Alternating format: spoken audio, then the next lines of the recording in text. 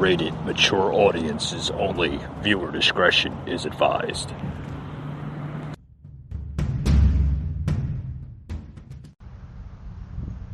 I love this Rakuten app.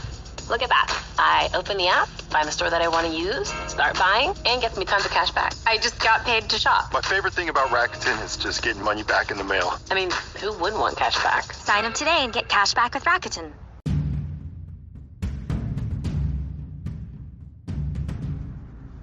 Welcome to the Patriot Brief, a Patriot Angle podcast.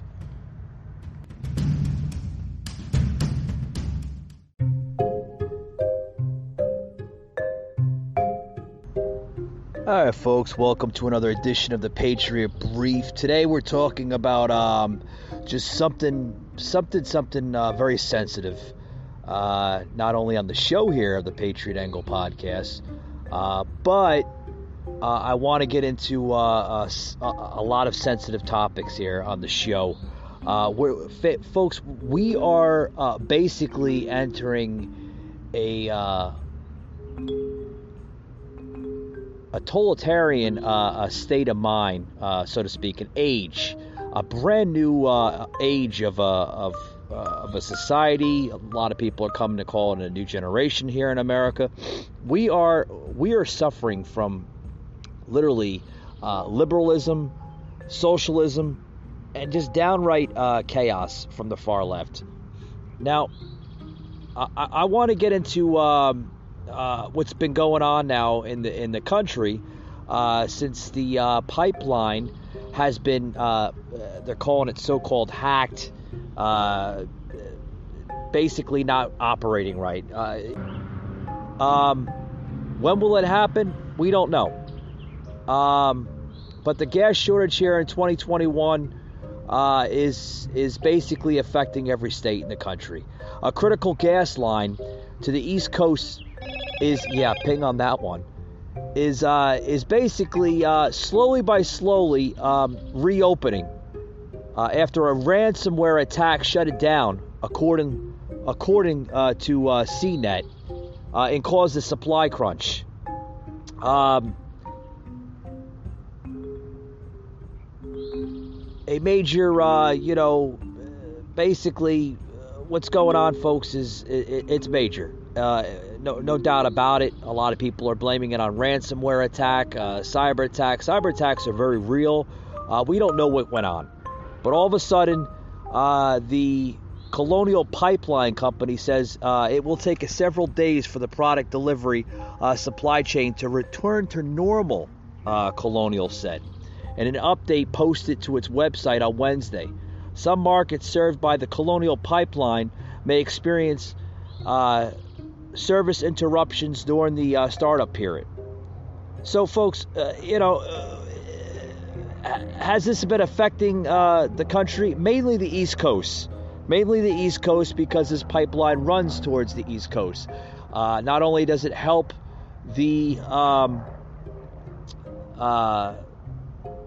fuel trucks to stay off the road, which are very dangerous, in my own personal opinion, but it also speeds up the process of getting this fuel to local plants and distributing to local gas stations in the area. So, I have a lot of opinions on it. I don't want to get into it. I just want to keep this short, hence the show, the Patriot Brief. Also, folks, in the news, President Joe Biden issued an executive order on Wednesday aimed at strengthening U.S. cybersecurity. Oh, really? Okay. Yeah. The wide-range action includes the creation of a cyber safety review board that will convene after major incidents. Majors of the Defense and Justice Departments, several security agencies, and private sector specialists will be on board, according to the president. The FBI blamed the attack on the group called DarkSide. Colonial isn't planning to pay the ransom. So basically, this is a cyber attack coming out of some kind of group called DarkSide. First for me, I'm just hearing it right now here. I'm reading this article. Here's what we need to know about the hack. Okay, What happened? The Colonial Pipeline was hit with a ransomware attack. Bloomberg reported that the hackers began their attack on Thursday by stealing up to 100 gigabytes of data as part of a double extortion scheme. The company shut some of its operations to prevent malicious software from spreading. Folks, we don't know what the hell happened here. I want to plug in a little soundbite here, basically of what's going to happen, maybe what's going to prevent this from happening ever again. Check this out, guys. Support for this podcast comes from Goldman Sachs. What do Goldman Sachs experts and leading thinkers have to say about trends shaping markets, industries, and the global economy? Stay informed with the latest insights from Goldman Sachs on the economic and market implications of COVID-19. Available on our podcasts at gs.com/COVID-19 or any of your favorite podcast platforms. There's a run on gas stations on the East Coast as folks are panic buying fuel after reports that a cyber attack on Colonial Pipeline has shut down a key gas artery. So what's going on? I'm Roger Chang, and this is your Daily Charge. Here with me to discuss the attack is CNET editor Ray Hodge. Welcome, Ray. Hey, thanks for having me, Roger. Before we get to the panic over this potential gas shortage, and we want to say potential and hedge it, let's talk about the cyber attack. So what happened to Colonial Pipeline? Well, Colonial Pipeline, it owns and operates the central gas pipeline that feeds the East Coast market. I mean, this thing is huge. It is. They claim it's the biggest in the U.S., and that's very well what might be true. They've got services at 7 airports, 14 states, about 5,500 miles, more than 100 million gallons of fuel per day. That company shut down that pipeline Friday after discovering ransomware on its computer system. And just to go back to basics for our listeners, what exactly is a ransomware attack? Well, ransomware is basically exactly what it sounds like. Your computer system, your network, your data, basically it gets captured and held hostage by malicious actors until you pay the ransom for it. In the Colonial Pipeline case, hackers began their attack on Thursday and stole about 100 gigs of data as a part of a double extortion. All right, so basically what you hear is, I just wanted to plug that right in here. Basically, these attackers basically stole our data from the Colonial Pipeline, which I'm told is the biggest pipeline here in the country. Folks, what we have to do is, in my own personal opinion, we have to heighten security for cyber attacks. No doubt about it. No doubt about it. Are we seeing this from this president? No. Has the president spoke about the pipeline and his recent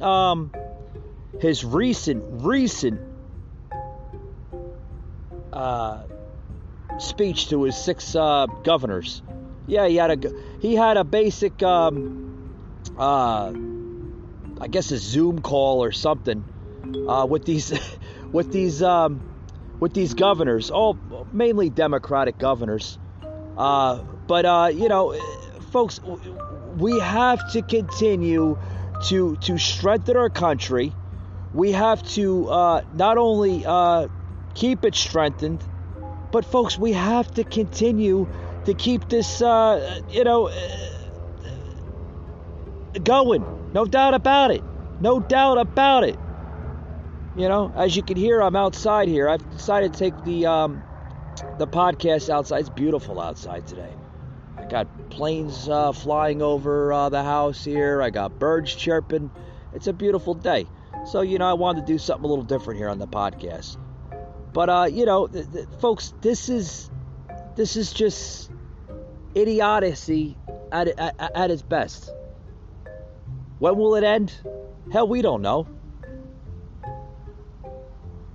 I mean, you have the most craziest, abnormal presidential administration.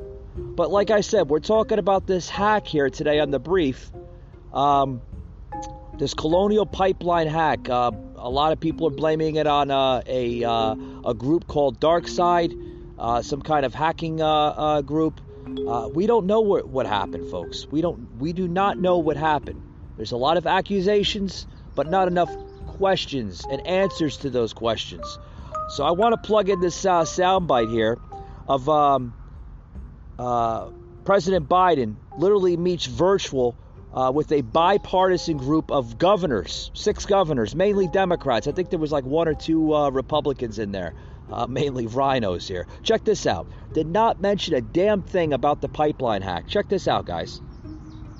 I remember I met with when I was vice president. They had me go down to spring training, and it turned out it was the Yankees, and my head Secret Service agent, who now runs NBC's security, wore Red Sox socks, and he pulled up his pants a little bit so everybody could see him. And when A-Rod gave me a bat, he told me, he said he's not gonna let me put it in the car. So, and I don't know. Hey, Mike, how are you? Good to see you. Spence, all of you. Good to see you. Janet, how are things up in Maine?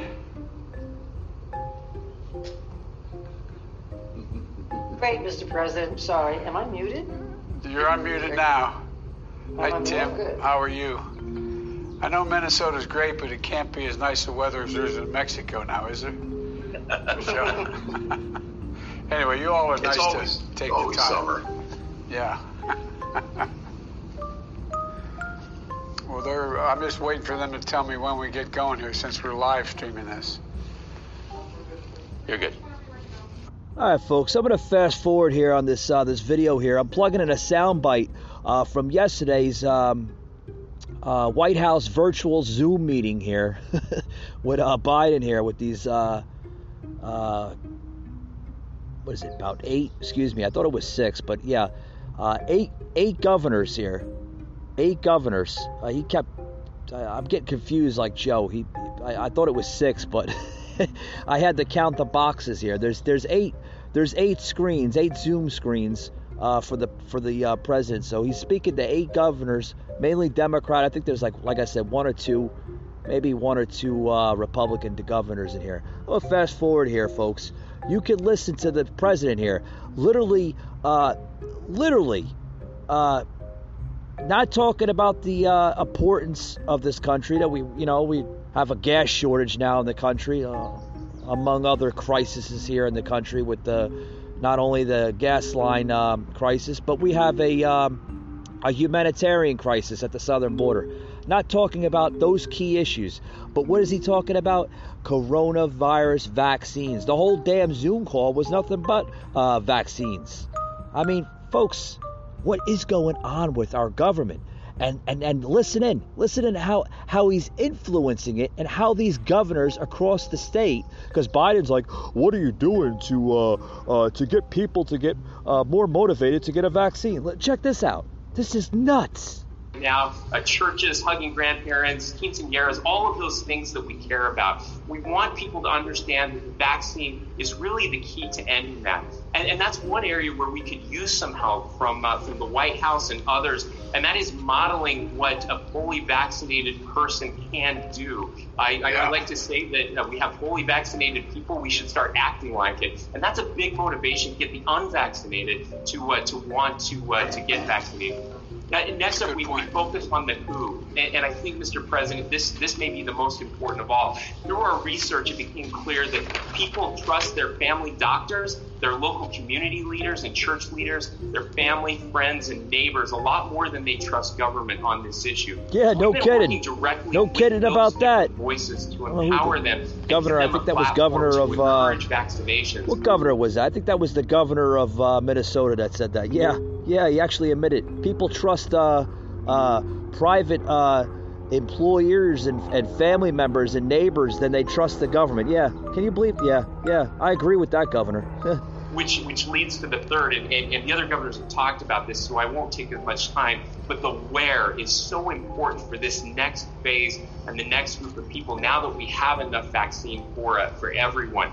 And so these mobile pop-up clinics that we're talking about really matter. And when you partner with the right voices in a community. So for example, in our Latino community, we're working with churches and pastors who will bring these mobile pop-up clinics right to the church where people can go and get those vaccinations. We've opened a portal to any organization in our state, businesses, churches, nonprofits, summer camps. Anyone that wants a mobile vaccination clinic can request one. We go directly to them. Charge on prioritizing access, focusing in on ease and convenience, and addressing those structural barriers we begin to talk about, making sure people have the opportunity to get connected to vaccine without an appointment, making sure that there is paid time off for vaccination and any recovery time, and thinking about other things like transportation and providing that assistance. So in addition to making sure that everyone has... Yeah, transportation, lady. We have a gas shortage. How are people going to get to work? What's your answer on that one, Biden? What's your answer on that one, Biden? And these corrupted liberal governors here that are doing this Zoom call with the president. What's your answer on the gas shortage? Oh, is it... Now you have to come up with some kind of other excuse, right? Oh, COVID didn't work. Everybody's not being brainwashed as much. So now we have to do some other type of pandemic. Let's create a gas shortage pandemic. Folks, this government is nuts. Literally nuts. They're lunatics. We have lunatics in Washington. We really do. I'm telling you, folks, it's getting worse after worse. It's going to get much worse before it gets better. I can tell you that. Listen to more of this crap. This is insane. Access to vaccination. We have to make sure they have access to the accurate information about vaccines from the people that they know and from the people that they trust.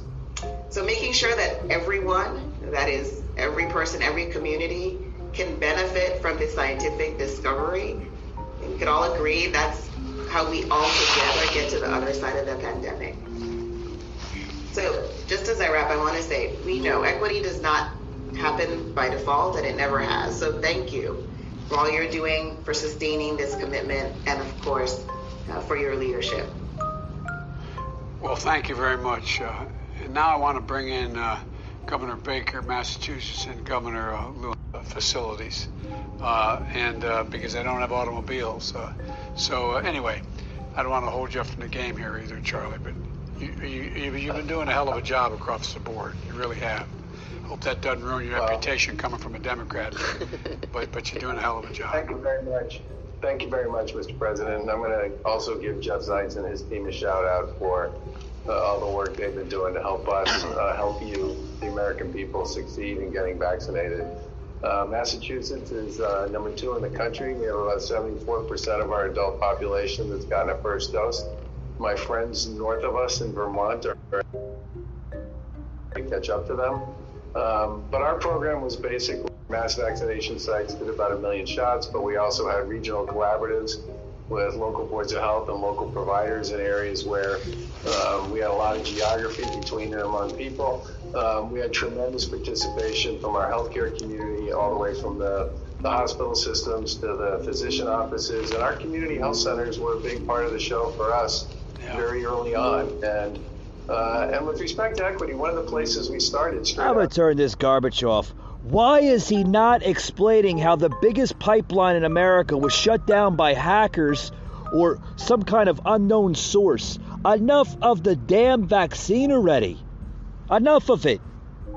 Folks, like I said, I wanted to keep this show quick and sweet. Yeah, turn this garbage. Turn it off. I don't want to hear it anymore. Turn it off.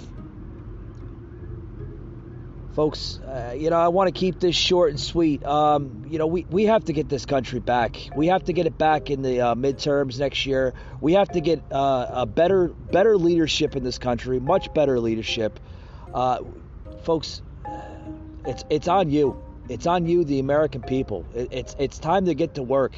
It's time to put the 2022 midterm elections to test. We need new leadership in Congress. We need a better leadership in the Senate. And with that being said, folks, I want to close it out here. And thank you for always choosing to listen to the podcast. Thanks very much, guys.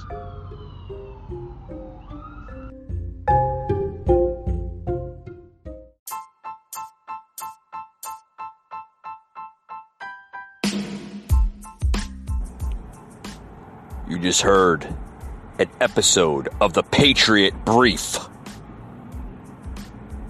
an Anchor platform.